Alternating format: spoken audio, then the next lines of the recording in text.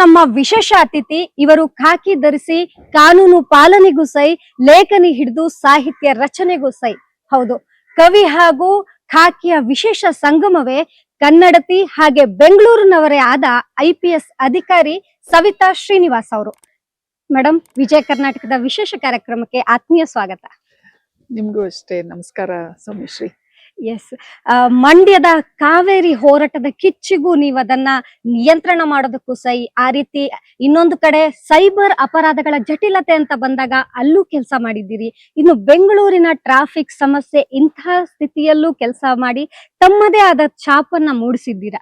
ಒಟ್ಟು ಈ 20 ವರ್ಷದ ಸೇವೆ ಬಗ್ಗೆ ಓವರಾಲ್ ಆಗಿ ಹೇಳೋದಾದ್ರೆ ನಿಮ್ಗೆ ಹೇಗೆ ಅನ್ಸುತ್ತೆ? ಹಾಗೆ ಈಗ ಪ್ರಸ್ತುತ DIGP ಆಗಿ ಹುದ್ದೆಯನ್ನ ನಿರ್ವಹಿಸ್ತಾ ಇದ್ದೀರಾ, ಇದ್ರ ಅನುಭವ ಬಗ್ಗೆ ಹೇಳಿ. ನಾನು ಈ ಒಂದು ಪೊಲೀಸ್ ಸೇವೆಗೆ 2006ರಲ್ಲಿ ಬಂದೆ. KPSC ಮೂಲಕ ನೇಮಕಗೊಂಡು ಅನಂತರ 2012ರ ಕೇಡರ್ ಸಿಕ್ತು ನಮ್ಗೆ. ಈ ಒಂದು 20 ವರ್ಷದ ಒಂದು ಪ್ರಯಾಣವನ್ನ ನೆನ್ಸ್ಕೊಳ್ಳೋದಕ್ಕೆ ತುಂಬಾ ಕೆಲವೊಂದ್ಸರಿ ಖುಷಿ ಆಗುತ್ತೆ. ಕೆಲವೊಂದು ಕಹಿ ಘಟನೆಗಳನ್ನ ನೋಡಿದ್ವಿ, ಕೆಲವೊಂದು ಸಂತೋಷದ ವಿಷಯಗಳನ್ನ ನೋಡಿರ್ತೀವಿ. ಮತ್ತೆ ಪೊಲೀಸ್ ಸೇವೆನಲ್ಲಿ ಯಾವಾಗ್ಲೂ ಕಿವಿಗೆ ಒಳ್ಳೆ ಸುದ್ದಿ ಬರಲ್ಲ. ನಾವು ತುದಿಗಾಲಲ್ಲಿ ನಿಂತಿರ್ಬೇಕು. ಯಾವಾಗಂದ್ರೆ ಆವಾಗ ಒಂದು ಅಪಘಾತ ಆಗ್ಲಿ, ಹಲ್ಲೆ ಆಗ್ಲಿ, ಅಥವಾ ಎಲ್ಲೋ ಒಂದ್ ಕಡೆ ಒಂದು ಕಾನೂನು ಸುವ್ಯವಸ್ಥೆ ಸಮಸ್ಯೆ, ಈ ರೀತಿ ಒಂದಲ್ಲ ಒಂದು ಏನಾದ್ರೂ ಒಂದು ತಾಪತ್ರಯ ಕಿವಿಗೆ ಬೀಳ್ತಾ ಇರುತ್ತೆ. ಅದರಿಂದ ನಾವು ಕೇಳೋ ಸುದ್ದಿ ಅಂತೂ ಸಿಹಿಯಾಗಿರೋದಿಲ್ಲ. ದಿನ ಬೆಳಗಾಗೋದೇ ನಿಮ್ದು ಅಪರಾಧಗಳ ಸುದ್ದಿಯಿಂದಲೇ. ಹೌದು, ಅದು 24 ಗಂಟೆ ಪೊಲೀಸ್ ಠಾಣೆ ಅದಕ್ಕೆ ಓಪನ್ ಆಗಿರೋದು. ಸೊ ನನ್ನ ಸೇವೆಯಲ್ಲಿ ಪ್ರಾರಂಭದಲ್ಲಿ 2007ರಿಂದ 8ರವರೆಗೆ ಕೋಲಾರದಲ್ಲಿ ಕೆಲಸ ಮಾಡಿದೆ. ಸೊ ಆ ಸಂದರ್ಭದಲ್ಲಿ ಕೆಲವೊಂದು ಕ್ಲಿಷ್ಟಕರ ಸನ್ನಿವೇಶಗಳನ್ನ ಎದುರಿಸಬೇಕಾಗಿತ್ತು. ನಾವು ಪ್ರೊಬೇಷನರಿ ಆಗಿ ಒಂದು ಸಬ್ ಇನ್ಸ್ಪೆಕ್ಟರ್ ಆಗಿ ಕರ್ತವ್ಯ ನಿರ್ವಹಿಸಿ, ಇನ್ಸ್ಪೆಕ್ಟರ್ ಆಗಿ ಕರ್ತವ್ಯ ನಿರ್ವಹಿಸಿ, DSP ಆಗಿ ಈ ರೀತಿ ಕೆಲವೊಂದು ಹಂತಗಳನ್ನ ದಾಟಿ ನಾವು ಬಂದಿರ್ತೀವಿ. ಯಾಕಂದ್ರೆ ಅನುಭವ ಬೇಕು. ಮೂಲ ಅನುಭವ ನಮ್ಗೆ ಬುನಾದಿ ಚೆನ್ನಾಗಿದ್ರೆ ಅನಂತರ ನಾವು ಕರ್ತವ್ಯ ನಿರ್ವಹಿಸೋದಕ್ಕೆ ತುಂಬಾ ಸೂಕ್ತ ಇರುತ್ತೆ. ಹೌದು, 20 ವರ್ಷದ ಸರ್ವಿಸ್ ನಲ್ಲಿ ನಿಮ್ಗೆ ಮರೆಯಲಾಗದಂತ ಘಟನೆ ಅಂತ ನೀವು ಎಕ್ಸಿಕ್ಯೂಟಿವ್ ನಲ್ಲಿ ಇದ್ದಾಗ ಆಗಿದ್ದಂತದ್ದು ಇದೆಯಾ? ಘಟನೆ ನೆನಪಿಸೋದಾದ್ರೆ. ಕೋಲಾರದಲ್ಲಿ ನಾನು ಪ್ರೊಬೇಷನರಿ ಆಗಿ ಕರ್ತವ್ಯ ನಿರ್ವಹಿಸ್ತಾ ಇದ್ದ ಸಂದರ್ಭದಲ್ಲಿ ನಾನು ಈಗಾಗ್ಲೇ ಹೇಳಿರೋ ಹಾಗೆ ಪೊಲೀಸ್ ಠಾಣೆಗಳಲ್ಲಿ, DSP ಕಚೇರಿಯಲ್ಲಿ ಎಲ್ಲ ಕರ್ತವ್ಯ ನಿರ್ವಹಿಸ್ಬೇಕಾಗಿತ್ತು. ಆಗ ಒಂದ್ಸರಿ ಏನಾಯ್ತು, ಮಾಲೂರ್ ಪೊಲೀಸ್ ಸ್ಟೇಷನ್ಗೆ ಒಬ್ಬ ವ್ಯಕ್ತಿ ಮತ್ತೊಬ್ಬ ವ್ಯಕ್ತಿಯನ್ನ ತಲೆಯನ್ನ ಕಡಿದು ತಲೆಯನ್ನ ಹಿಡ್ಕೊಂಡು ಪೊಲೀಸ್ ಠಾಣೆಗೆ ಬಂದು ಹಾಜರಾಗಿದ್ದ, ಸರೆಂಡರ್ ಆಗಿದ್ದ. ಆ ಒಂದು ಸನ್ನಿವೇಶದಲ್ಲಿ ನಾನು ಹೋಗ್ಬೇಕಾಗಿತ್ತು ಅಲ್ಲಿಗೆ. ಮಾಲೂರ್ಗ್ ಹೋಗಿ ಆ ವ್ಯಕ್ತಿ ತಂದ ತಲೆಯನ್ನ ಟೇಬಲ್ ಮೇಲೆ ಇಟ್ಟಾದ್ಮೇಲೆ ಪಂಚನಾಮೆಯನ್ನ ಬರಿಬೇಕಾಯ್ತು. ರಕ್ತ ಸಿಕ್ತ ತಲೆಯನ್ನ ಇಟ್ಟು ಪಂಚನಾಮೆ ಬರ್ದಾಗ ಎಲ್ಲಾ ಒಂದು ವಿವರಗಳನ್ನ ಬರೆಯೋಗ ಅಂದ್ರೆ ಎದೆ ಜಲ್ ಅನ್ನೋಂತ ಸನ್ನಿವೇಶ. ಇಂತಹ ಘಟನೆಗಳು ಸಹ ನಡೆಯುತ್ತವೆ ಅಂತ ನಮ್ಗೆ ಆಶ್ಚರ್ಯ ಆಯ್ತು. ಒಂದು ತೀವ್ರವಾದ ಒಂದು ಕಾನೂನು ಗಲಭೆ ಅಂತ ಪ್ರಕರಣಗಳು, ಬೆಂಕಿ ಮನೆ ವಾಹನಗಳಿಗೆ ಬೆಂಕಿ ಹಚ್ಚಿದಂತ ಪ್ರಕರಣಗಳು, ಇಲ್ಲಿ ನೋಡಿದ್ರೆ ಎದೆ ಜಲ್ಲನಿಸುವುದ ಪ್ರಕರಣ, ಇದನ್ನೆಲ್ಲ ನಾವು ನೋಡೋದು ಕೇಳೋದು ಎಲ್ಲ ಅನುಭವಕ್ಕೆ ಬಂತು. ಸೊ ಎಂತಹ ಪರಿಸ್ಥಿತಿ ಇದ್ರು. ಕೆಲವೊಂದ್ಸರಿ ಕಾನೂನು ಸುವ್ಯವಸ್ಥೆ ಸಮಸ್ಯೆ ಆಯ್ತು. ಮತ್ತೆ ಕೋಲಾರ ಜಿಲ್ಲೆ ಆಗ ಅವಿಭಜಿತ ಆಗಿತ್ತು. 2007-8ರಲ್ಲಿ ವಿಭಜನೆ ಆಗಿ ಚಿಕ್ಕಬಳ್ಳಾಪುರ ಜಿಲ್ಲೆ ಆಯ್ತು. ಆ ಒಂದು ಸಂದರ್ಭವನ್ನು ವೀಕ್ಷಣೆ ಮಾಡೋ ಅವಕಾಶ ನನ್ಗೆ ಸಿಕ್ತು. ಹಾಗೆ ನೋಡಿದ್ರೆ ನಾನು 3 ಜಿಲ್ಲೆಗಳಲ್ಲಿ ಕೆಲಸ ಮಾಡ್ಬಿಟ್ಟೆ ಪ್ರೊಬೇಷನರ್ ಆಗಿ. ಇದು ಅಪರೂಪದ ಒಂದು ಸಂದರ್ಭ. ಕೋಲಾರ ಕೆಲಸ ಮಾಡಿದೆ, DSP ಆಗಿ ಚಿಂತಾಮಣಿಯಲ್ಲಿ ಕರ್ತವ್ಯ ನಿರ್ವಹಿಸಿದೆ, ಪ್ರೊಬೇಷನರಿ ಆಗಿ. ಆಮೇಲೆ ಕೆಲವೊಂದು ತನಿಖೆಗೆ ಅಥವಾ ರೇಡ್ಗೆ ನಾನು KGFಗೆ ಹೋಗ್ತಾ ಇದ್ದೆ, ಯಾಕಂದ್ರೆ ನಮ್ಮ SP ಅವರು ಅದಕ್ಕೂ ಚಾರ್ಜ್ ಇದ್ರು. ಸೊ ಈ ರೀತಿ 3 ಜಿಲ್ಲೆಗಳಲ್ಲಿ ಕರ್ತವ್ಯ ನಿರ್ವಹಿಸಿದ ಅನುಭವ ಸಿಕ್ತು ಪ್ರೊಬೇಷನರಿ ಅವಧಿ. ಈ ಭದ್ರ ಬುನಾದಿಯ ಮೇಲೆ ನಂತರ ಕಲಬುರ್ಗಿಯಲ್ಲಿ ಕೆಲಸ ಮಾಡಿದೆ.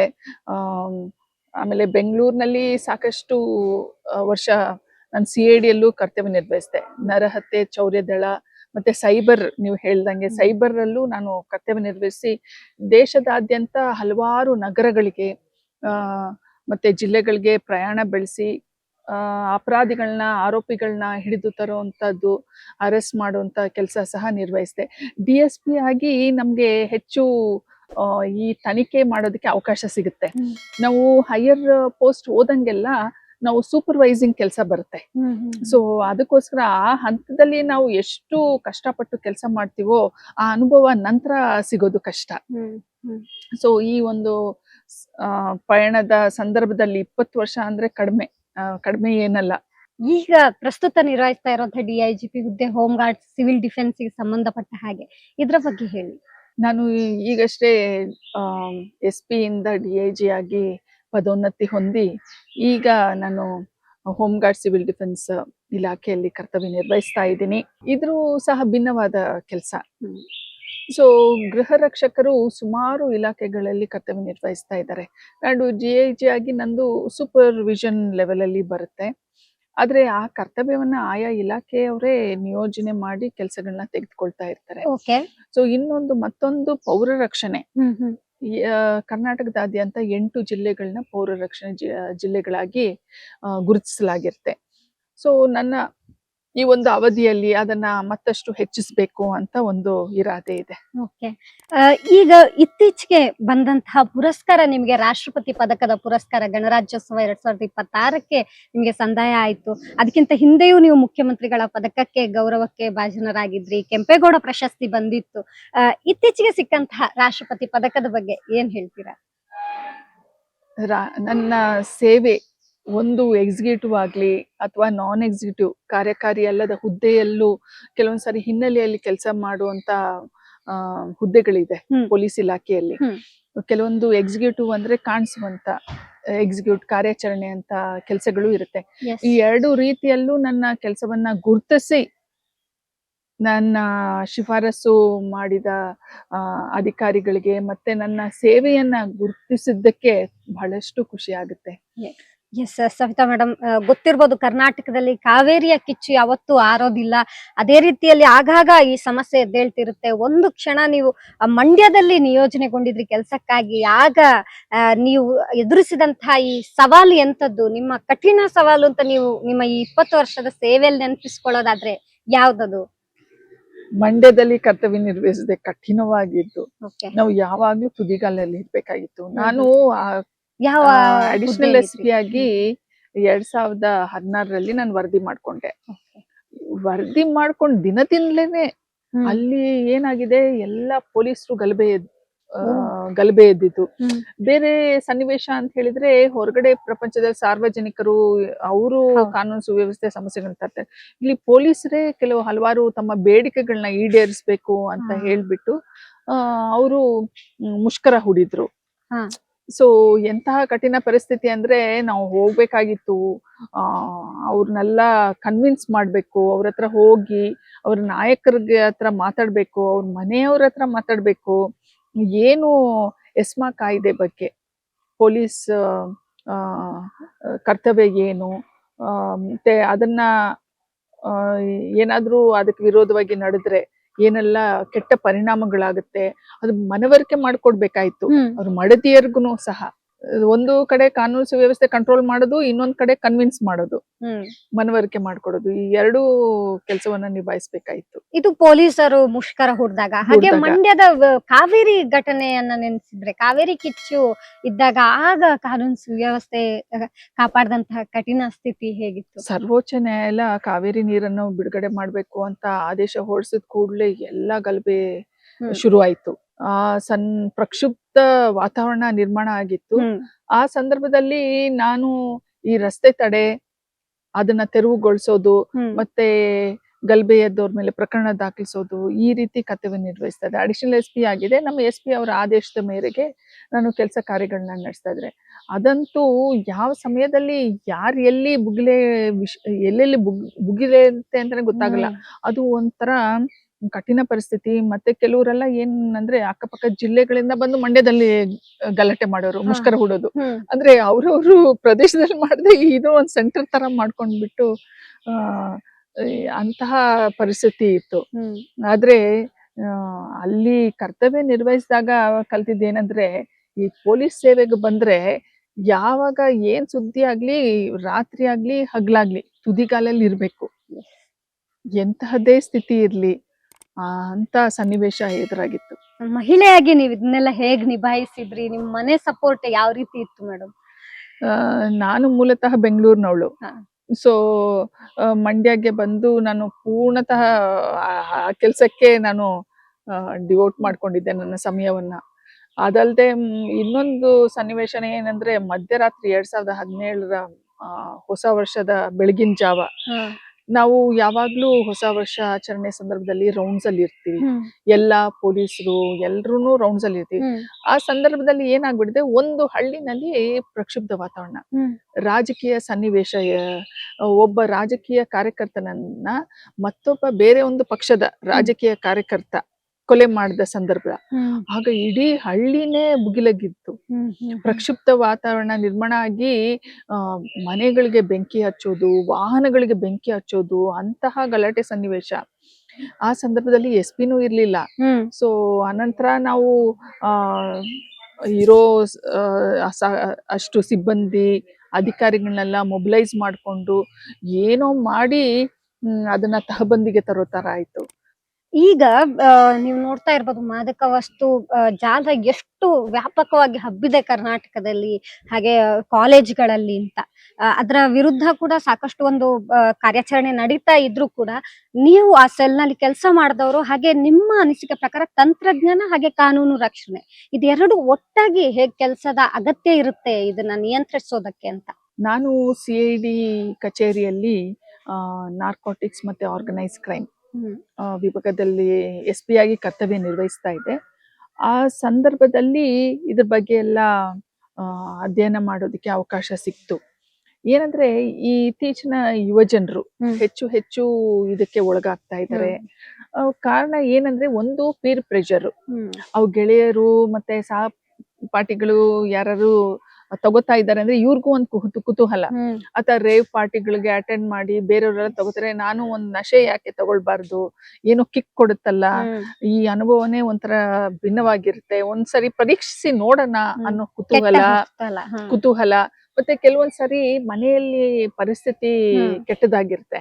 ಸೊ ಅವರಿಗೆ ಆ ಧಾವಂತದಿಂದ ತಪ್ಪಿಸ್ಕೋಬೇಕು ಅಂತ ಹೇಳ್ಬಿಟ್ಟು ಇದು ಒಂದು ಸ್ವಲ್ಪ ಏನದು ಹೈ ತರ ಕಿಕ್ ಸಿಗುತ್ತೆ ಇದು ತಗೊಂಡ್ರೆ. ಅಂದ್ರೆ ವಾಸ್ತವ ಸ್ಥಿತಿಯನ್ನ ಮರೆತು ಅವರ ಕಲ್ಪನಾ ಲೋಕದಲ್ಲಿ ವಿಹರಿಸೋದಕ್ಕೆ ಒಂದು ಅವಕಾಶ ಸಿಗುತ್ತೆ. ಬಟ್ ಅನಂತರ ಅವ್ರಿಗೆ ಗೊತ್ತಾಗಲ್ಲ ಅವ್ರು ಹೇಗೆ ಅಡಿಕ್ಟ್ ಆಗ್ಬಿಡ್ತಾರೆ ಅಂತ. ಸೊ ಅದನ್ನ ಬಿಡೋಕೆ ಆಗೋದಿಲ್ಲ ಅಂತ ಪರಿಸ್ಥಿತಿ.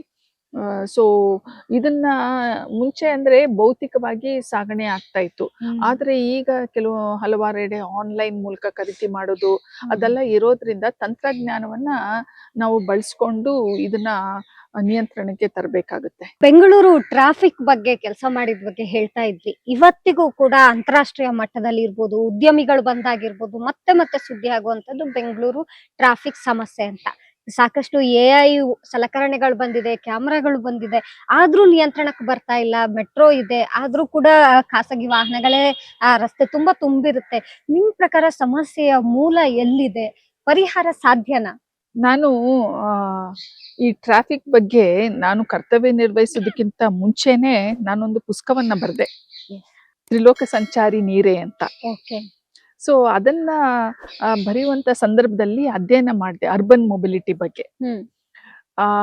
ನಾವು ಯಾವಾಗ ತ್ರಿಲೋಕ ಅಂತ ಹೇಳಿದ್ರೆ ನಾವೇನೋ ನಾರದ ತ್ರಿಲೋಕ ಸಂಚಾರಿ ಇದ್ದಾರೆ ಅದ್ರ ಬಗ್ಗೆ ಅಂತ ತಿಳ್ಕೊತೀವಿ. ಆದ್ರೆ ಈ ತ್ರಿಲೋಕ ಅಂತ ಹೇಳಿದಾಗ ನಾನು 3 ರೀತಿಯ ಟ್ರಾಫಿಕ್ ವನ್ನ ಗಮನದಲ್ಲಿ ಇಟ್ಕೊಂಡು ಬರ್ದೆ. ಒಂದು ಅಂಡರ್ಗ್ರೌಂಡ್ ಬುಲೆಟ್ ಮೆಟ್ರೋ, ಮತ್ತೊಂದು ರಸ್ತೆ ಮೂಲಕ ಚಲಿಸುವಂತದ್ದು, ಇನ್ನೊಂದು ಏರ್ ಟ್ಯಾಕ್ಸಿ. ಸೊ ಈ ಮೂಲ ವಿಚಾರಕ್ಕೆ ಹೋದಾಗ ನಾವು ಈ ಮೊಬಿಲಿಟಿ ಜಂಜಡಗಳು ಏನೇನಿದೆ ನಿವಾರಣೆ ಮಾಡ್ಬೇಕಂದ್ರೆ ಈ 3 ಹಂತದಲ್ಲೂ ನಾವು ಗಮನ ಹರಿಸ್ಬೇಕಾಗುತ್ತೆ. ಈ ಟ್ರಾಫಿಕ್ ಅನ್ನ ಈಸ್ ಮಾಡೋದಕ್ಕೆ ಅಥವಾ ಈ ಜೊತೆಲಿ ಸಮನ್ವಯ ಕೆಲಸ ನಡೆಸ್ಬೇಕಾಗುತ್ತೆ ಅಂತ ನನ್ನ ಮನೋಭಾವ. ಅದನ್ನ ಅಧ್ಯಯನ ಮಾಡಿದ್ದಾದ್ಮೇಲೆ, ಪುಸ್ತಕ ಬಂದಾದ್ಮೇಲೆ ನಾನು ಟ್ರಾಫಿಕ್ DCP ಆಗಿ ಕರ್ತವ್ಯ ನಿರ್ವಹಿಸೋದಕ್ಕೆ ಅವಕಾಶ ಸಿಕ್ತು. ಈ ಏರ್ ಟ್ಯಾಕ್ಸಿ ಬಗ್ಗೆ ಹೇಳಿದ್ರಿ, ಅದು ಇನ್ನೂ ಜಾರಿ ಆಗಿಲ್ಲ ಅಲ್ಲ ಬೆಂಗಳೂರಲ್ಲಿ? ಇದ್ರ ಅಗತ್ಯತೆ ಇದೆ ಅಂತ ಅನ್ಸುತ್ತಾ ನಿಮಗೆ? ಈಗ ಬರ್ತಾ ಬರ್ತಾ ಈ ಟ್ರಾಫಿಕ್ ಜಂಜಡ ನಿವಾರಣೆ ಮಾಡ್ಬೇಕಂದ್ರೆ ಏರ್ ಟ್ಯಾಕ್ಸಿಗಳು ಅವಶ್ಯಕತೆ ಇದೆ ಅಂತ ಭವಿಷ್ಯದಲ್ಲಿ ಕೆಲವೊಂದ್ ಕಡೆ ಆ ಎಲೆಕ್ಟ್ರಾನಿಕ್ ಸಿಟಿಯಿಂದ ಏರ್ಪೋರ್ಟ್ಗೆ ಹೋಗೋದಕ್ಕೆ ಚಾಲನೆಯಲ್ಲಿ ಇತ್ತು ಅಂತ ಕೇಳಲ್ಪಟ್ಟೆ. ಆದ್ರೆ ಮತ್ತೆ ಅದನ್ನ ನಿಲ್ಸ್ಬಿಟ್ರು ಅಂತ ಅನ್ಸುತ್ತೆ. ಅಂದ್ರೆ So, ಕಡಿಮೆ ಬಹುಶಃ, ಸಂಖ್ಯೆಯ ಪ್ರಯಾಣಿಕರು ಸಂಚರಿಸುವಂತ ಏರ್ಪೋರ್ಟ್ ಟ್ಯಾಕ್ಸಿ ತರ. ಹೌದು. Okay.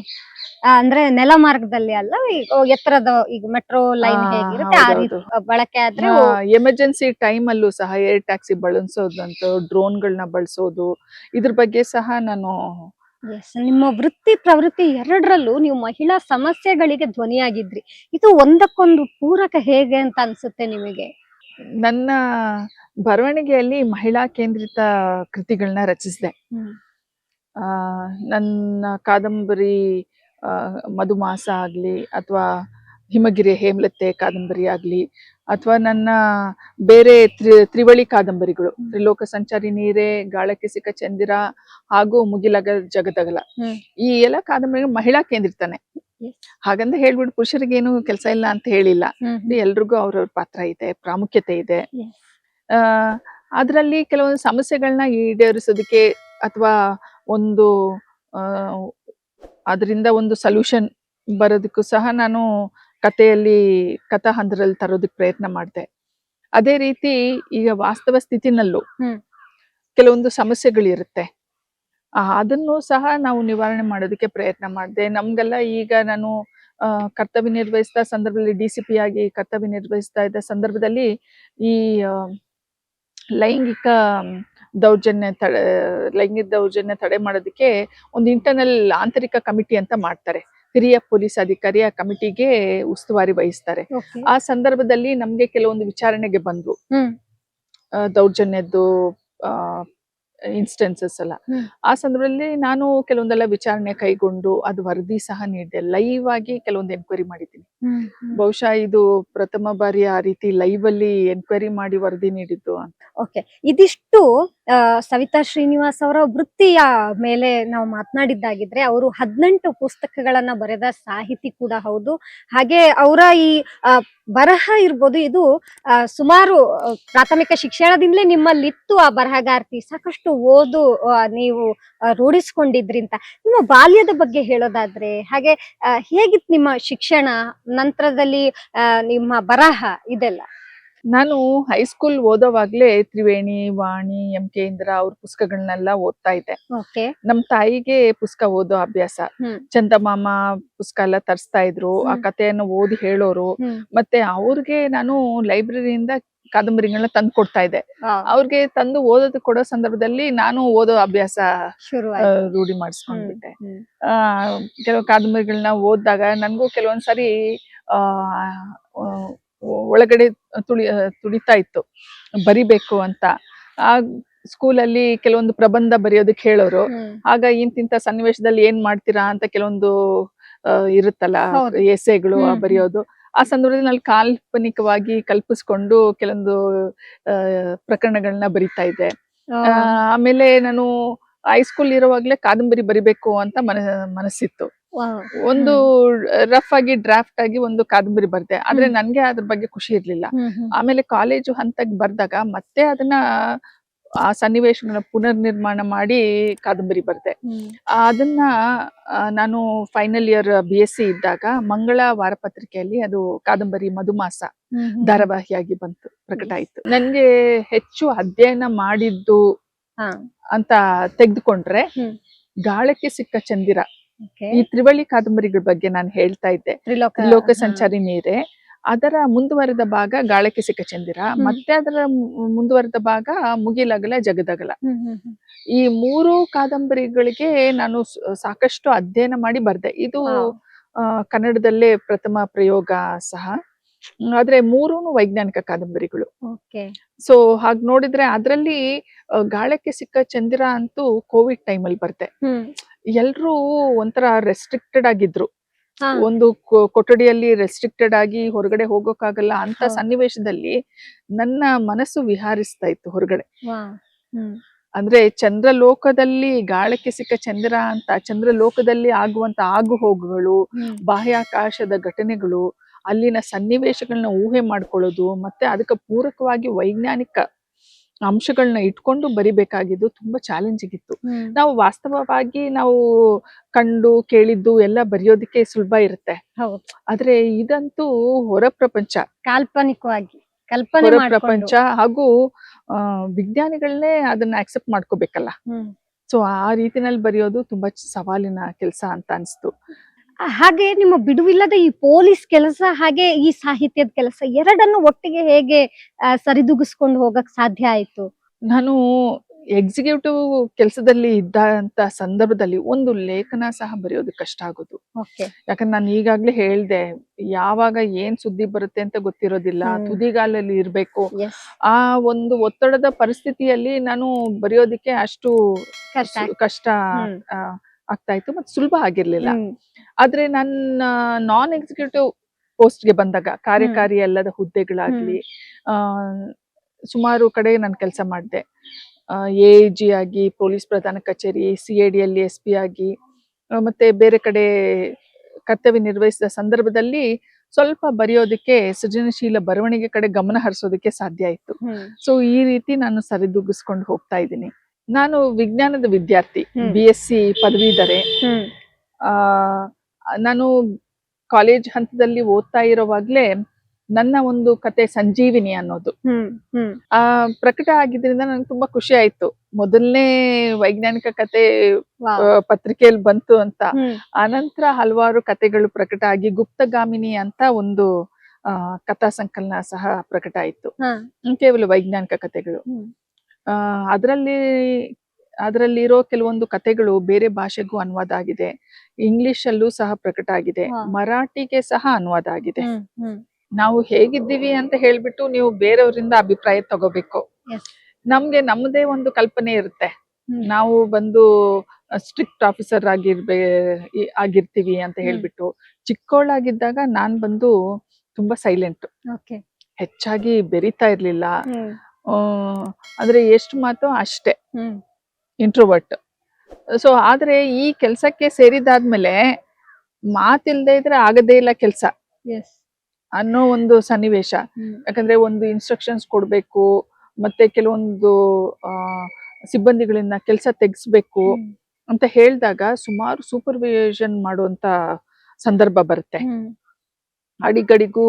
ಆದ್ರೆ ನಾವು ಹೆಚ್ಚು ಮೇಲ್ ಹಂತಕ್ಕೆ ಹೋದಾಗೆಲ್ಲ ಮ್ಯಾಕ್ರೋ ಲೆವೆಲ್ ಸೂಪರ್ವಿಷನ್ ಬರುತ್ತೆ, ಪಾಲಿಸಿ ಮೇಕಿಂಗ್ ಕಡೆ ಗಮನ ಹರಿಸ್ತೀವಿ. ಆದ್ರೆ ನಾವು ಕೆಳ ಹಂತದಲ್ಲಿ ಕರ್ತವ್ಯ ನಿರ್ವಹಿಸಿದ ಸಂದರ್ಭದಲ್ಲಿ ಡೀಟೇಲ್ಡ್ ಆಗಿ ನೋಡೋ ತರ ಅವಕಾಶ ಸಿಗುತ್ತೆ. ನಾನು ಈಗಾಗಲೇ DSP ಆಗಿ ಕರ್ತವ್ಯ ನಿರ್ವಹಿಸಿದಾಗ ಹೇಗ್ ಮಾಡ್ತಾ ಇದ್ವಿ ಆ ರೀತಿ.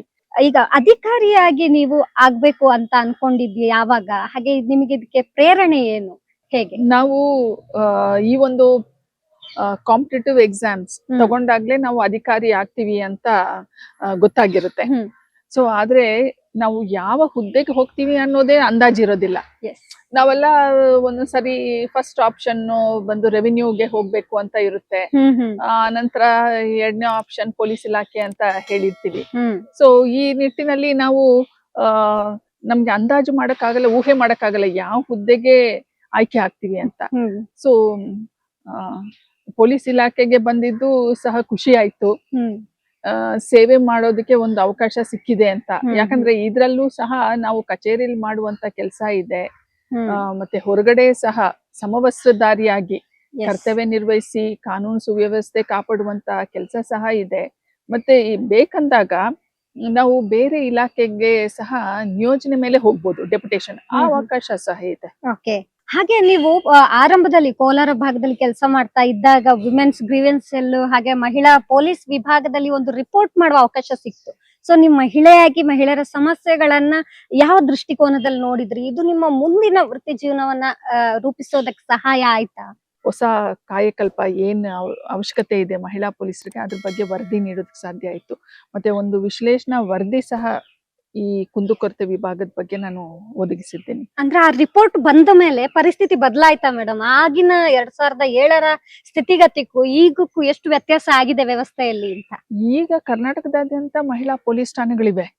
ಅವಾಗ ಬರೀ ಕುಂದುಕೊರತೆ ವಿಭಾಗ ಬಂದು SP ಕಚೇರಿಗೆ ಅಟ್ಯಾಚ್ಡ್ ಆಗಿ ಇತ್ತು. ಯಾವ್ದಾದ್ರು ಕೆಲವೊಂದು ಕಂಪ್ಲೇಂಟ್ಸ್ ಬಂದಾಗ SP ಅವರು ಅದನ್ನ ಒಪ್ಪಿಸ್ತಾ ಇದ್ರು, ವಿಚಾರಣೆ ನಡೆಸಿ Okay. ಕೌನ್ಸಿಲಿಂಗ್ ಮಾಡಿ ಅಂತ ಹೇಳಿ. ಹ್ಮ್. ಬಟ್ ಇವಾಗ ಫುಲ್ ಫ್ಲೆಶ್ ಪೊಲೀಸ್ ಸ್ಟೇಷನ್ಸ್ ಇದೆ.